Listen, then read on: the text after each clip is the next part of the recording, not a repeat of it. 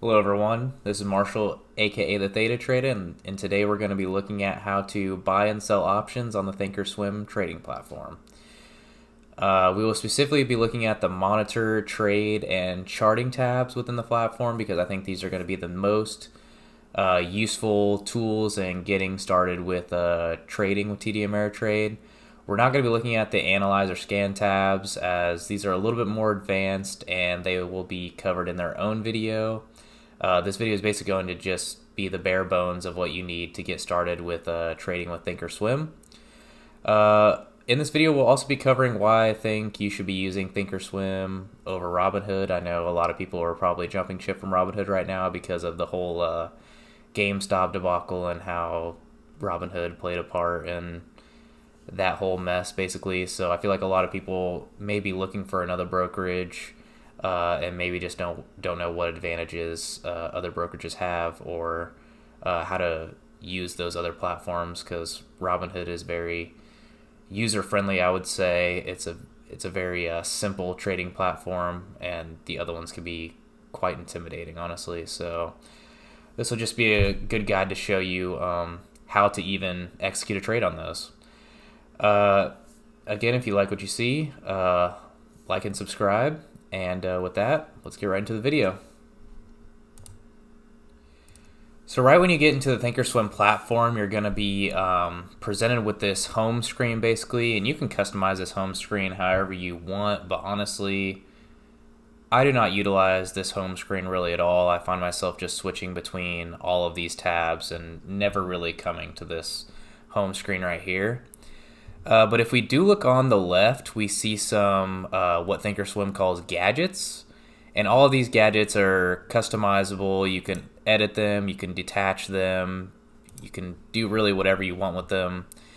And I don't think it's really built out the most optimal way. Like this Trader TV, I never use. The quick chart, never use, or anything like that. So how we can actually add and remove gadgets is we can hit this little settings icon down here, and this is how we can remove things. So like I said, I don't use a Trader TV, so we can just hit the X on that, and then you see that goes away.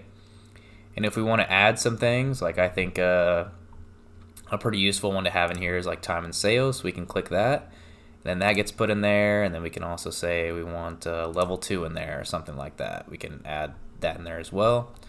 You also see the watch list right here, which you can come in here and create your own watch list.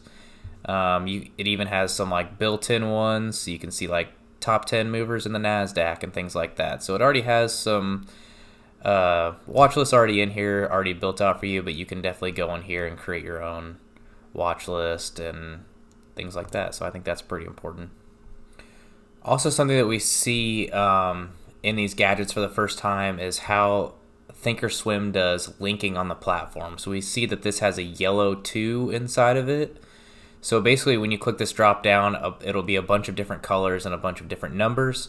So we can actually link things together. So that's actually going to transition us into our next thing. So this has a yellow 2 on it. So if you look at our chart right here, our chart isn't linked at all. But if we go to and click on the yellow 2, now our chart and our watch list is linked. So if I hit Google here on our watch list, it's going to automatically go to Google on the chart. So that's how Thinkorswim does linking. So we can link every single one of these, the watch list, the quick chart, time and sales.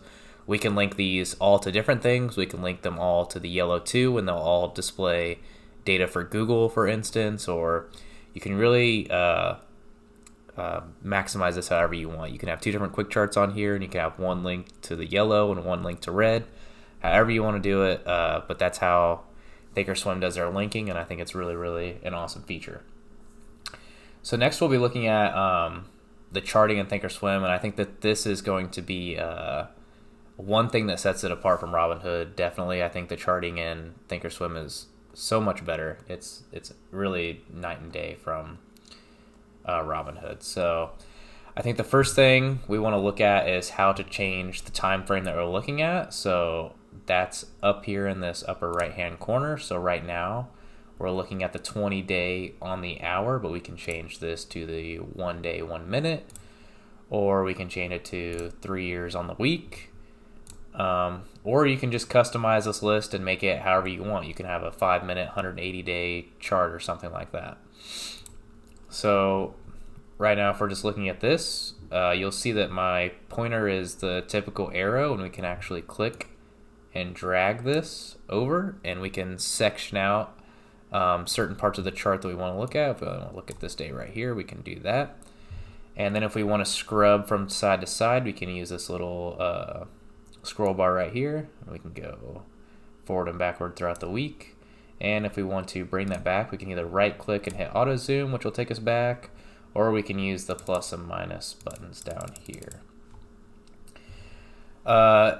Next one, like I said, the charting is just way better in Thinkorswim rather than Robinhood. We can add studies. So this is going to be things like your moving averages or something like that. So they have a ton of different studies that you can add in here, and I'm not going to go into each one, or that would take literally forever to go through each one. But if we just wanted to look at like an exponential moving average, we can just click that. It's going to show up with this blue line right here. We can double click the blue line, and that will take us, and we can edit this study. So instead of the length being 9 ticks, we can make it 13 ticks. We can change the color of it. Let's say we want it pink instead or something. Then we hit apply, and you can see that now it is a pink line. Another way we can do that, which is a lot easier and a lot better visual representation, is we can hit Control E, and that's going to bring us in with these this study, I don't know, dialogue, I guess, if you want to call it that. And we can click this little setting icon, and it takes us back into that same place we were at when we just double clicked in here. And we can edit it again, maybe take it all the way up to 26, hit OK, hit apply, boom, that changed our chart. And then we can also just delete it off of there and hit apply, and now it's gone. And you can go through all of these and add whichever one you want, and you can add it to like something like the MACD histogram. If we want to add that, that's going to show up in this lower section right here. So if we hit OK, you can see it actually added a lower section in here as well. So that's just how we add and remove studies on there. You can also look at more than one chart at a time, and this is where this this linking is going to come in if you want to use this. But we can add 2 charts, and then we can make this one Apple, and so we can look at 2 charts at once. And again, this comes with its own timelines and things like that. You might even want to look at Google on this. Oops. And maybe have this be a 5-minute chart, and then maybe this be like a 30-minute chart or a 1-hour chart or something like that, just to make sure that the charts are saying the same thing, and that you really want to get into that trade based on more than one timeline. So that's a really cool feature. One thing that I always do when I first come in here, and it's got like this weird, the volume's all the way down here. I really like to overlay the volume. So if we can go to like the chart settings here, and then we can overlap volume, hit apply. And so now volume is inside the same as the price chart and not taking up its own separate space down here. So if you have like 2 or 3 of these lower studies, it can get like basically each one will look like really, really small and really crowded. So this is just one way of getting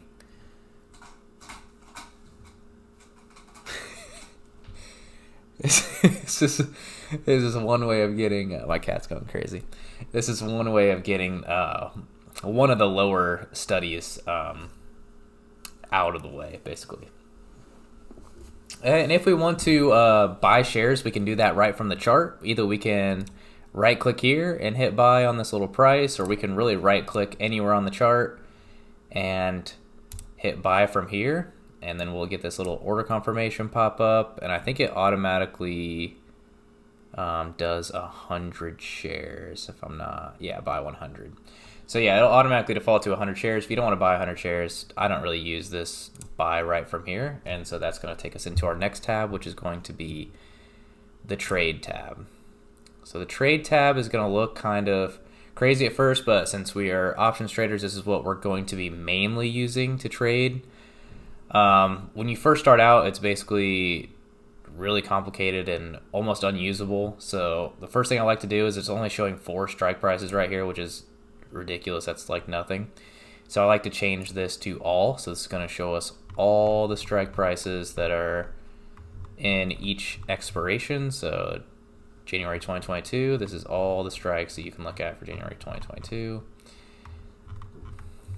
And you'll notice that on the, wow, that's a lot.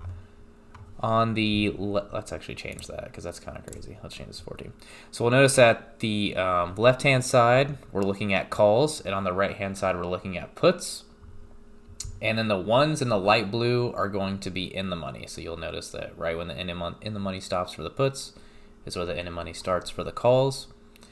And how we place, well, actually, before we get into placing the order, if this is really messy, one thing that I really like to do is looking at these filters right here, and you'll see it says both right here, so this is looking at both calls and puts. I like to just change this to whatever one I'm looking at, so that way, like, we're just looking at calls now. So it just makes it a lot cleaner and a lot easier to read. Or we can look at the puts, and we can just change this, look at the puts, and again, it's just a lot easier to read. Another thing I will say is that I like to, all of these tabs are basically detachable, so they come out and make their own window. So one thing that I really like to do with this trade tab is actually detach it. And so doing that, I like to detach it so that I can see the trade that I'm about to do while also looking at the chart at the same time. So I'll have the chart pulled up over here, and then I'll have the, so this is Google, it's not linked, but imagine that it was. I can just switch this to it too. But it's not going to change because it's already there. But I like to have the options chain and the chart separated so that I can see the chart while also executing the trade at the exact same time, because I feel like that's beneficial, at least to me. All right, so I realized while I was editing, I never went over the monitor tab, or the video didn't save or something like that. So quickly we'll go over this. So it's really, really simple. Basically, your working orders are going to be orders that you placed but have not yet went through yet. So if we go through here and we're looking at calls right now. So say we wanted to buy this this call right here. So we can hit buy single. Sure, 10 of them because it's not real money. Remember to move this to the mid. And then we confirm and send. Yep, this is what we want to do. We go back to this monitor tab, and we can now see a working order because it's not trading hours right now that this is getting put through. So once this gets done working and it's actually fulfilled, it'll go into these filled orders right here. And then you have canceled orders. So say it hasn't been filled yet, but I don't want it.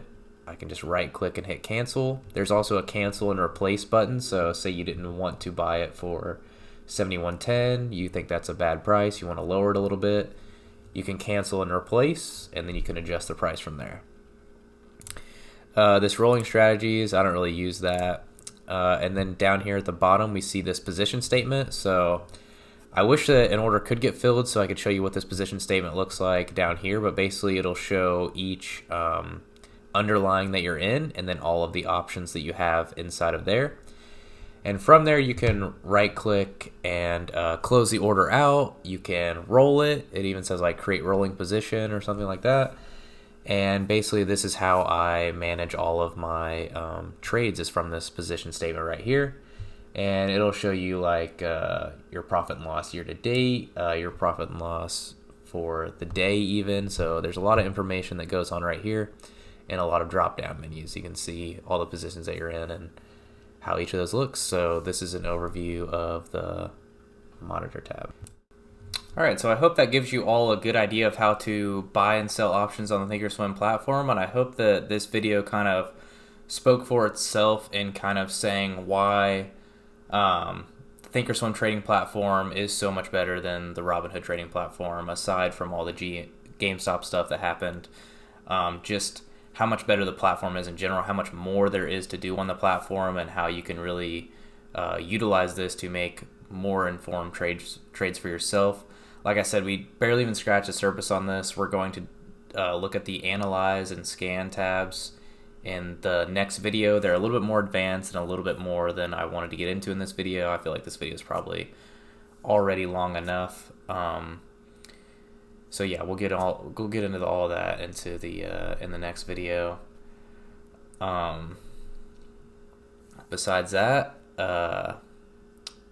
also one other thing to note is that the fees on Thinkorswim, or well, TD Ameritrade in general, is it's 65 cents per option contract, so it's not free like Robinhood.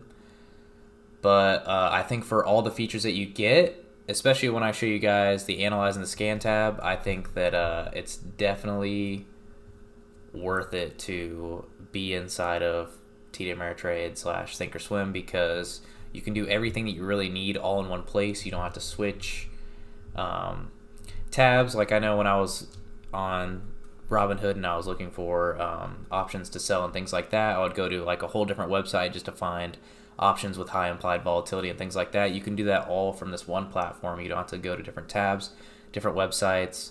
You can look at the chart and the options chain while you're trading. Like it's just such a better system to use in general, and I think it's well worth the 65 cents per option contract. Plus, if you're profitable, that 65 cents is going to be nothing. So I don't really think I have anything else for you guys. I think that this is definitely enough to get you at least started in options trading. I showed you where the option trade was or option chain was inside the trade tab.